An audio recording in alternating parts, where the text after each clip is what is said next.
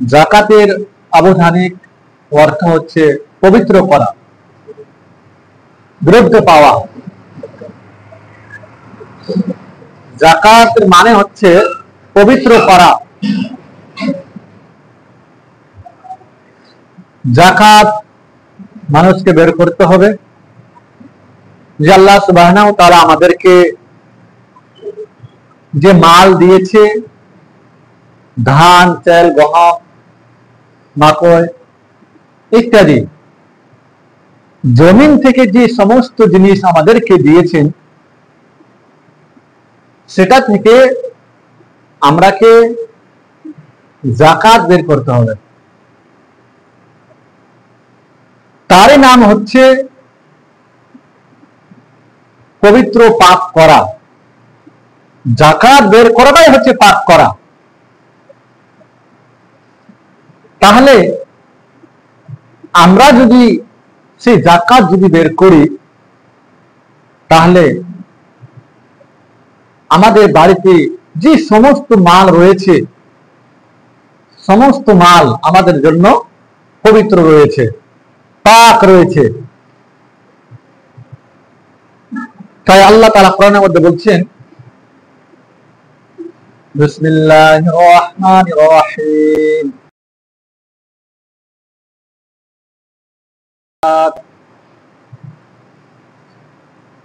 আল্লাহ বলছেন কি, যে তোমরা সালাত আদায় করো, সালাত কায়েম করো এবং যাকাত আদায় করো। সেই কথাটা হচ্ছে কি, পরপর আগে সালাত আদায় করতে হবে, তারপর আমাদেরকে যাকাত আদায় করতে হবে।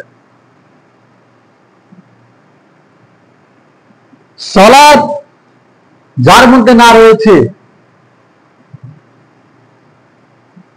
সে তো যাকাত কাকে বলে, যাকাত কিভাবে বের করতে হবে সেটা কিছু জানে না। সে যদি সালাত আদায় না করে আর যদি যাকাত আদায় করে, তাহলে তার কোনো কাজ দেবে না। তারই নাম হচ্ছে যাকাত। তাই আল্লাহ সুবহানাহু ওয়া তাআলা সেই কোরআনে সেই কথাটিকে, আয়াতটিকে এক নয়, দু নয়, ৮০ বারের বেশি বলেছেন, ওয়াকিমুস সালাত ওয়া আতাউজ যাকাত, যে সালাত কায়েম করো এবং যাকাত আদায় করো। সেই কথাটি কেন বললেন? যে আল্লাহ সুবহানাহু ওয়া তাআলা আগে আমরাকে সালাত আদায় করতে হবে, অতঃপর তারপরে আমরাকে যাকাত আদায় করতে হবে। যাকাত এমন একটা জিনিস যে আমরা যদি যাকাত আদায় করি, তাহলে আমাদের মাল পবিত্র হয়ে যাবে, পাক হয়ে যাবে।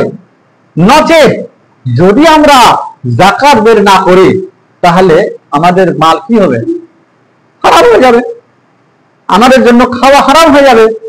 যখন আমরা যাকাত যদি না বের করি, বাড়িতে যদি আমরা মাল জমি থেকে যে আল্লাহ সুবহানাহু ওয়া তাআলা আমাদেরকে দিয়েছেন, সেই মাল যদি আমরা বেঁধে রাখি, বাড়িতে রেখে দিই, আর সেই মালটা যদি আমরা খেয়ে নিই, তাহলে আমাদের জন্য সেটা হারাম হয়ে যাবে, অপবিত্র হয়ে যাবে। যখনই আমরা অপবিত্র জিনিস আমরা যখন পেটে ভক্ষণ করব, খাবো, তখন আমাদের সেই মাংস, খুন, আমাদের সেটাও হারাম হয়ে যাবে। বুঝতে পেরেছেন? যে আমরা যদি বাড়িতে মালের যাকাত যদি বের না করি, তাহলে সেই মাল যদি আমরা বাড়ির মালের সাথে আমরা মিশিয়ে দিই, তাহলে সেই মালটা আমাদের জন্য হারাম হয়ে যাবে, নাপাক হয়ে যাবে, পবিত্র হবে না। আর যখনই আমরা অপবিত্র যখন মাল খাবো, তখন আমাদের রক্ত, মাংস, আমাদের শরীর, বডি আমাদের হারাম হয়ে যাবে, আমাদের জন্য। আমার বাল বাচ্চার জন্য হারাম হয়ে যাবে।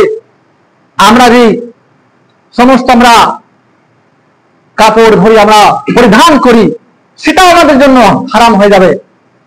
কেন? ওই মাল দিয়ে আমরা কাপড় কিনেছি, ওই মাল দিয়ে আমরা খাওয়ার সামান কিনেছি। তাহলে আমরা কি করে পাক হলাম? আমরা কি পাক হতে গেলে সেই যাকাত আদায় করতেই হবে। তার কোনো উপায় নয়। যাকাত হচ্ছে একটি ফরজ ইবাদত, যাকাত হচ্ছে একটি ফরজ আমল। যাকাত যে বের করবে তার খুন মাংস, সেই শরীরের অঙ্গ অঙ্গ এবং বাড়িতে সমস্ত জিনিস সে পবিত্র হয়ে গেল, পাক হয়ে গেল। তাহলে আমাদের উপরে যে যাকাত ফরজ করানো হয়েছে সেই যাকাত আমরাকে দিতে হবে। এবার আসি যাকাত কাদের হক,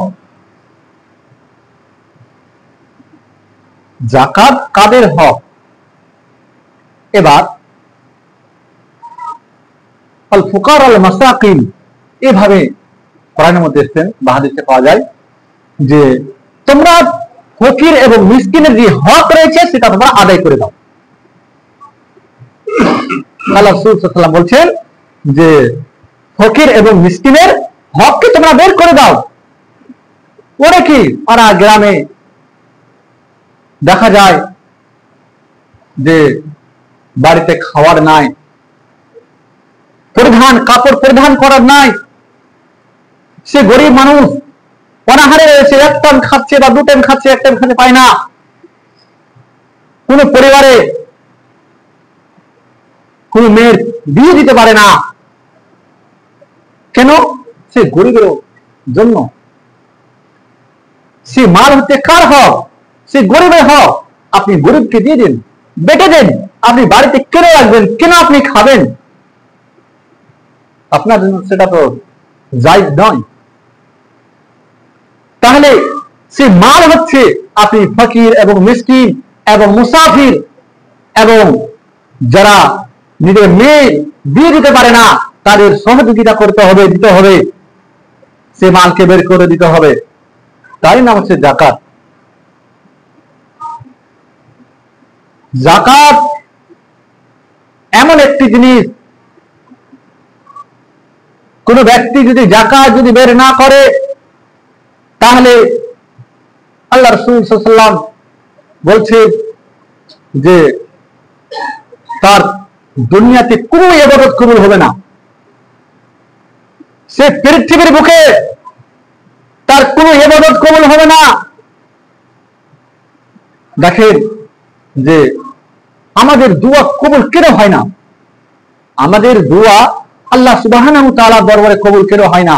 কারণ একটাই, যে আমরা এই যে বাড়িতে যাকাত বের করি না, আমরা সেই যাকাতের মাল বাড়িতে বেঁধে রাখি, খেয়ে নিই, আর খাওয়ার পরে আমার যখন ইবাদত হয় না তখন আল্লাহর কাছে আমরা যখন দোয়া করি সেই দোয়া আল্লাহ সুবহানাহু ওয়া তাআলা কবুল করে না।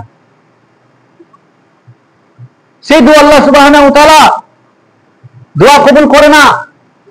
তাহলে আমরা কি আল্লাহর ইবাদত করতে গেলে নিজেকে পাক এবং পবিত্র হতে হবে, পবিত্র থাকতে হবে। নিজের বাড়িতে পরিবারকে সে পবিত্র রাখতে হবে সেই যাকাত বের করে। তাহলে আপনার মাল দৌলত পরিবার সেই শরীরের অঙ্গ পবিত্র হবে, নচেত হবে না। সেই যাকাত শুধু আমাদের উপরে ফরজ করে নাই, আল্লাহ সুবহানাহু ওয়া তাআলা যখন থেকে সেই সওয়াব মানুষের উপরে ফরজ করানো হয়েছে তারপর থেকেই সেই যাকাতকে ফরজ করানো হয়েছিল। সেই যাকাত প্রত্যেক মানুষকে দিতে হবে। যার বাড়িতে মাল রয়েছে, যার বাড়িতে আল্লাহ সুবহানাহু ওয়া তাআলা যে ব্যক্তিকে মাল দিয়েছেন, জমির মধ্যে সেই ফসল দিয়েছেন, সেটা থেকে আমাকে বের করে দিতে হবে। যদি 1 মিনিটের